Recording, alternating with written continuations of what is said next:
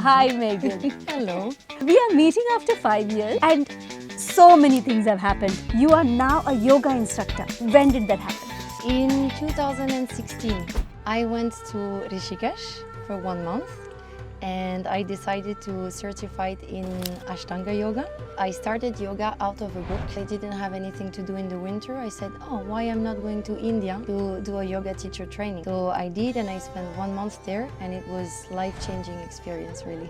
What was the changing thing that you were mentioning? First of all, when you travel, and you travel to places that are very different from your culture, you know, your senses, they're always looking for something that you know. And in India, nothing was familiar to what I know. So it was a discovery every day of all the senses, the color, the facial expression of people, the food, the spirituality, everything was very different. And it changed me in a way that to be very mindful of what is happening and looking at life differently. And also yoga helped very much to change my vision of life. Hello everyone, I'm Reena Augustine from Community Impact. In life, you meet people who are there for a reason, a season, or a lifetime. I had the opportunity to meet Megane in 2019 when I was doing my Europe trip. The reason I was doing my Europe trip was because I thought my life was ending. And when I was lying down in the bed, not able to go to my own event that I organized, that's when I decided life is so short. I need to do something. I booked my Europe trip. Every experience is very important, and getting the right guide is also important in every tour you do. And I was blessed to meet this beautiful, gorgeous tour guide, Megane. Hi, Megane. Hello. We are meeting after 5 years. Yes. And so many things have happened. You are now a yoga instructor. Yes. When did that happen? Actually, in 2016. So I went to Rishikesh for 1 month and I decided to certify in Ashtanga yoga. Actually, it's very funny because I started yoga out of a book. I had a lot of back pain and I decided, okay, I'm gonna try, yoga for a little while. And I started for a few months. And because I didn't have anything to do in the winter, I said, oh, why I'm not going to India to do a yoga teacher training? So I did, and I spent 1 month there, and it was life-changing experience, really. Rishikesh. Yes. Isn't it a beautiful place? It's beautiful. It's amazing. Yeah. I had the opportunity to go 2 years ago for my birthday, and the water was cold. It was December time, and the vibe was so different. Yeah. What was the changing thing that you were mentioning? It is, first of all, when you travel, and you travel to places that are very different from your culture, you know, your senses, they're always looking for something that you know. So your eyes, they will look for something familiar. The taste is gonna try to find something familiar. And in India, nothing was familiar to what I know. So it was a discovery every day of all the senses, the color, the facial expression of people, the food, the spirituality, everything was very different. And it changed me in a way that, to be very mindful of what is happening and looking at life differently. And also yoga helped very much to change my vision of life. Wow, I'll come to the yoga part later. Now I want to tell you something that I learned, okay, in Australia. Everybody's like, oh, French are so rude, French are so rude. I was like, I didn't think of it. I come to the trip, the Europe trip, the only French girl in my lifetime I meet is you. And you are the most amazing and happy-go-lucky girl. So why do you think the perception of French people are like that in the other part of the world? Okay, I think I'm going to tell you what I tell my clients when I take them in Paris. I think that most of the people, they have experience with French people in Paris, because Paris is the first visited city in the world. So we have a lot of tourists, and everyone that is coming to France always goes to Paris. Remember how excited you were? I was jumping around. So everyone wants to go to Paris. The problem is European capital, they are very small, and there is a lot of people, and it's the case for Paris. It is one of the most crowded city that we have here in Europe. So the people, they're already very stressed, and you know, they use the metro to go to work. It is packed of people. They don't have any sun. Remember, I come from the south, so for us it's very different, and they're very stressed. So that's the first thing. They come across very rude because they're always in a hurry and always very stressed. And then the second thing, I think, which is part of the French culture, is that the French culture is always going to be very straightforward. If they want to say no, they will not go like, oh, I'm sorry, and try to, you know, kind of beat around the bush. Yeah. Exactly. They will say no, and that's it. Yes, that's right. And people think it's rude. No, they're not wasting your time, not wasting my time. They're like, no, bye-bye. Okay. Yeah. So I think that's why we come across as being rude as well, is because we're not afraid to say no. If there is something that we don't want to do, we say no. And you see it a lot, for example, in Parisian cafe. The waiters, they're at work, but sometimes if they don't want to do something, they'll just say no and walk away. Oh, wow, I'm glad I didn't have that experience. Otherwise, I wouldn't come to France back again. Everybody was nice. We had the great time. So I'm glad I got the answer to that question, because everybody back home, they say that, you know, and this morning I was speaking to somebody and they're like, what are you doing in France? You know how people are rude? I said, oh my gosh, they have to travel to the south of France to know that, no, it's not true. You know, I have not faced a single person, anything bad here. Everybody's positive, everybody's happy. Yes, you need to learn a bit of French. And I cannot speak French, and the people in Carrefour gym, they try to learn English and speak to me.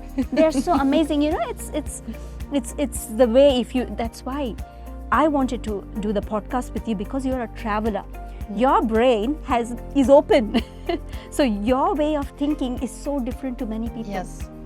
The same question that I asked you, everybody else has answered me in a different way. You know, where all have you traveled, Miss Megane? How? Where all have you traveled? Oh, okay. Where have you not traveled? Okay, I have not traveled to Africa, and yeah, I did most of European countries. I did a lot of backpacking alone in Southeast Asia. Yeah. I traveled alone 1 year in Australia, you remember. Then I worked and I lived in Central America, so Mexico, Guatemala, Belize. I worked as a tour guide there as well. Wow. I stayed 3 months in the States, and then I did some little islands in the Caribbean, in the Mediterranean, in the middle of the Atlantic. So I traveled alone basically for 15 years. It's been 15 years, and I just got an apartment this year.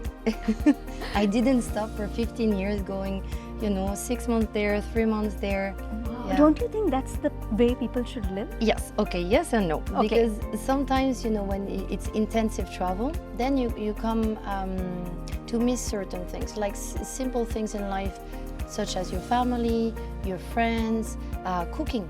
Cooking is something that when I'm traveling for many months, I'm thinking, oh, I wish I could be in my kitchen just cutting a tomato and just eating something very simple. But yes, I think people should travel a lot, because it's opening your brain, it's opening your perspective. Your perspective of life is very interesting, because if you stay only with people that have the same perspective as you will only confirm what you already know. If you start traveling and you meet people that have a completely different perspective, you don't have to agree with them, but at least it will make you question your own perspective, and you will learn from these people, and you will learn so many things that your brain is like a parachute. It's opening, and you're like, oh, okay, you can live differently, you can think differently, and that is very important, and that's why I think everyone should travel. Yeah. So Avignon is the place you were born and brought up? Near Avignon. I say Avignon because the people, they don't know the village. Okay. I come from a village that is 1,500 people. So it's very small, and it's 50 kilometers away from Avignon. It's in the middle of the lavenders and the vineyards. It's literally in the middle of nowhere, so it's very small. Okay, so people, the tourists come there because there's lavenders? There is, yeah, we have a lot of people that come during the lavender season, and we have a lot of people that come to Avignon Usually there is a lot of Americans, there is a lot of tours that start in Paris, then they go through Lyon, and then they go down to Avignon, Marseille, and will end up in Nice, and they will visit a little bit of Provence. But Provence is, I think, is one of the places in France that everyone should go at least once. Of course you have to see Paris, but of course you have to see Provence and to see how people live, because they live very differently. You know, we call it like the slow pace, Yeah. and Provence is very similar to Tuscany. The way of life of taking the pace very easily and going slow and Laid back. Yes, very laid back. Okay. You know, if I didn't come to south of France, I wouldn't know how beautiful the European part Yes. is. The only thing that when I think of Europe, I see the snow in Switzerland, you know, and I come to south of France and I see the sun, Yes. which I never thought I'll see in Europe. Beautiful. Yes. South of France is beautiful. The small villages I went to is amazing. Megane, I would like to ask you something about Australia, because now my Australian audience would like to know your journey 1 year in Australia. What makes Australia look different than the rest of the world? Okay, so I think that Australia is, first of all, is isolated. So, you know, it's not like in Europe where you can travel, you drive 2 hours and you're in Italy, you drive 3 hours, you're in Spain, and you see a different culture. So it's very isolated from the rest of the world, and it's a chance because they developed a culture that is really proper to itself. And I thought that the Australian, like any other island, because it's still, you know, a very big island, they're always so friendly, very open-minded and very welcoming. They have a lot of different diaspora, different nationality. They're very welcoming, and when I was there, everyone was helping me. Everyone, you know, was always very friendly. And during my year in Australia, I went there and I had 1 year visa. I had only 1,000 euro in my bank account. I didn't speak any English and I had no plan. And I arrived there and I was very scared. I was only 20 years old at the time, and everyone was helping me. Oh, I know you can get a job there, and I'll give you the number of my friend, and someone has a room and you can rent a room. And for 1 year, I went over from Brisbane to Sydney, Melbourne, Adelaide, Perth. I did many things in Australia, and every person I met helped me. It was, yeah. I love it. Isn't it true? Yeah. It's so true. Like everywhere in Australia is beautiful. Yes, and you have a lot of different landscape. You can go from desert to the rainforest, and then you have the beautiful ocean. You have the beach that is kilometers and kilometers long. Coming from the south of France, I never seen that before, because you see we have small Calanque, Yeah. and then suddenly I'm on a beach in Australia and it's like 25 kilometers long. And the nature is what makes Australia so special, because everyone lives on the coast, but then if you start to go deeper, the nature is untouched. You have like the wild animals and the beautiful mountains, and it's untouched. Here in Europe it's a little bit more difficult because it's older, so we have a lot, which is still beautiful, but we have a lot of buildings, old buildings, and everywhere you can see the human construction and the human past. When you go in Australia and you drive 2 or 3 hours away from the coast, you don't feel like there is any human. You feel like you're in the middle of nowhere, just surrounded with the wildlife. And this is what I love about Australia. Would you live there? I wanted to live there, but then I realized that it's far away. And if I want to, you know, to see my family, and so that's why I came back. But I It's had so the far away. hesitation. Yeah. Everybody I meet, they're like, oh my God, Australia is too far. It's too Yes. far. You know, being in the migration industry for a very long time, I met so many people from different part of the world come to Australia on a visitor's visa, working holiday visa. And stay. 90% of them stay, Yes. and the 10% are the French who come back. And I was wondering, why is this happening? 2 reasons, the wine and the cheese. Absolutely. You are not wrong. The lifestyle. Yes, Australia has amazing lifestyle, but here food is great, wine is great, cheese is great, everything is perfect. You can just go like the south of France I'm talking about. You can see the beach, Yeah. you can go to the mountains, you can go to the snow. And you can see the beautiful villages that I see in the Hollywood movies, and I'm like, oh my God, this is heaven. And now I'm very satisfied to know that the reason why people don't live in Australia, because it used to make me so curious. You don't want to live in Australia? What is wrong with you? I would have, if it was close from home. It had everything that I was looking for, the beautiful weather, nice people. The economy is also very great to work in Australia, but then, you know, if I wanted to see my parents and I had to wait 1 full year to see them, I thought, okay, Australia or family, and then I came back for the family. Wow. And what year was it? When did you go? This was one of my first travel on my own. It was 2011, 2012. Wow. Yeah. I was 20. Long time back. Talking about the Lumya Concept, okay? You started your life as a tour guide, and now you have started your own Lumya Concept. Yes. Please talk through about it. So I decided to open Lumya Concept because I traveled, as I was telling you, alone for many years, and it changed me so much. I learned so many things, you know, going from country to country and also meeting different people, and I wanted to share that with people. I wanted to, during pandemic, right before pandemic, I was working in Mexico as a tour guide. Then pandemic hit and I had to come back to France.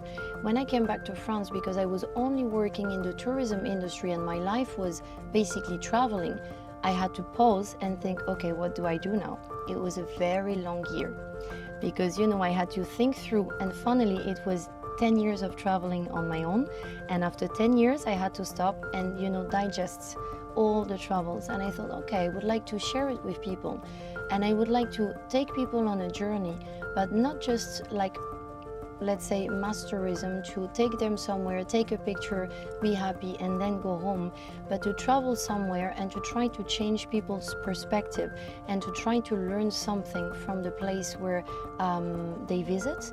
And this is how I started to find the concept of Lumya Concept, which is transformative travel. Give me an example, because I saw some of your ads, and let's give one example. If you want to take a family, husband, wife, and one child, what would you design for them? Okay, so we have a program that is called Family Bonding, and Family Bonding is to go in another country and to see how other people are living as a family. What is the concept? And very interesting one is to go to India, for example. The top destination would be India, Mongolia, and Morocco. You go and you will live with a family. Of course, you have someone that will help you, you know, to translate.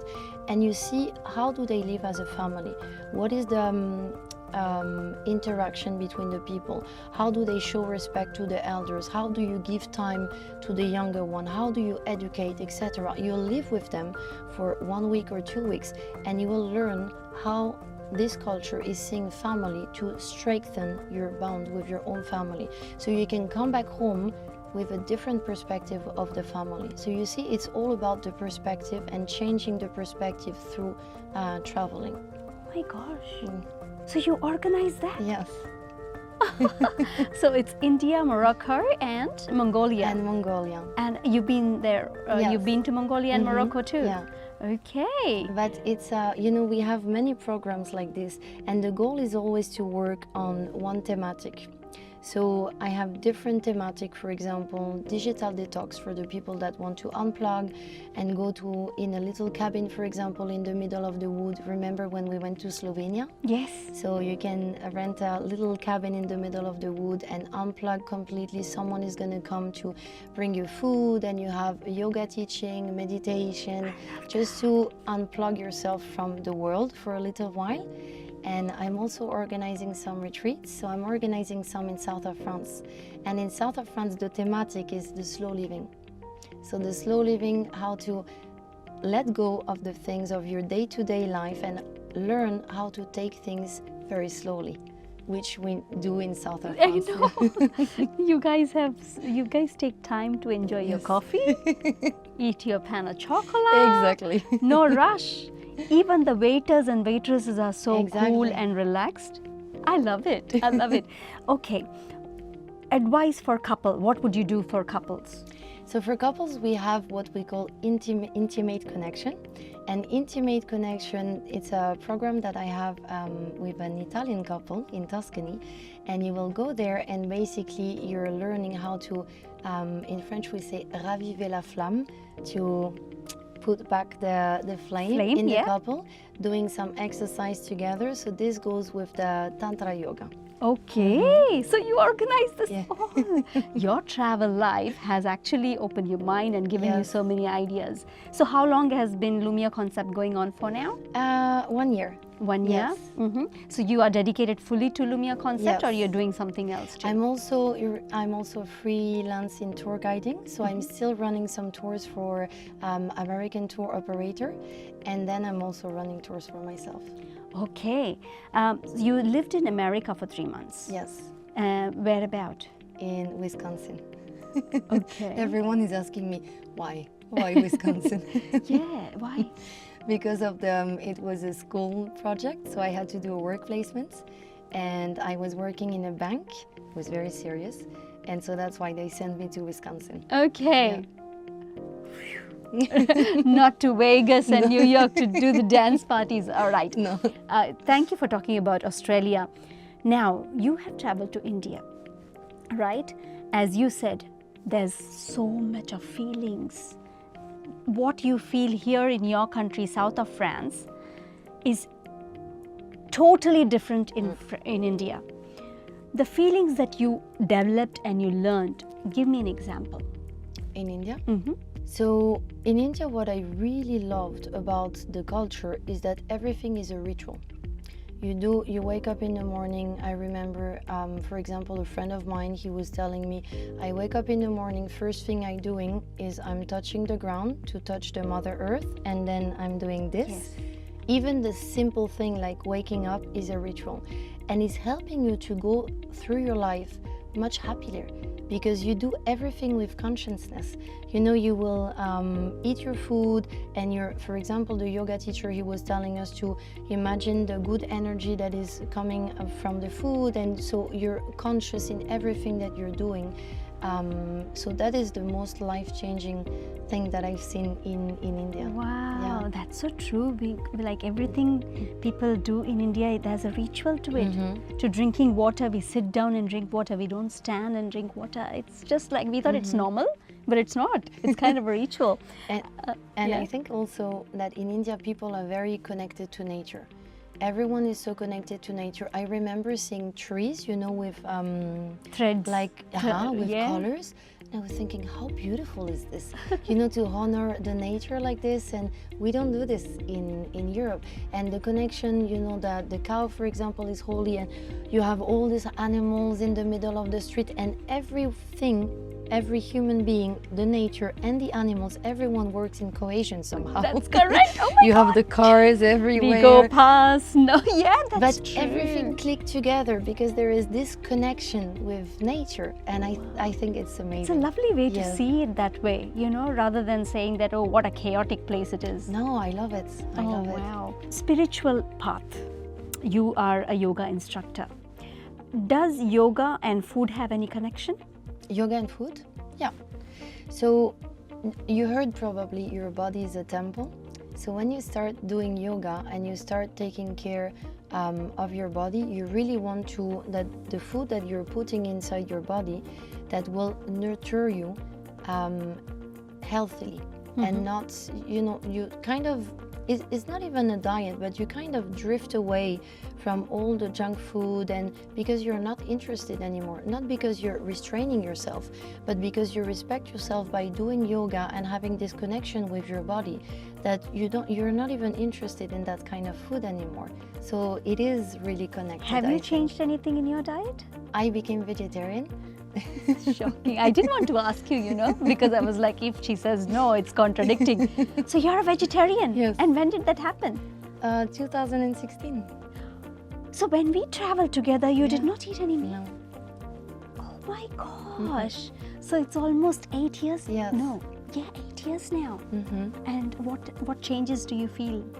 sometimes I feel like eating meat, to be honest, but I think it's because part of the culture. Yeah. You know, the French culture, when you do barbecue with your family. It's a big meat-eating culture. It's a very big meat-eating culture. And I'm like, okay, but I don't feel any different. The only thing is respecting the nature and respecting the animals, which is more important than just the taste, even if sometimes, to be honest, I'm a little bit like this when I smell. Do you think you would be a vegan?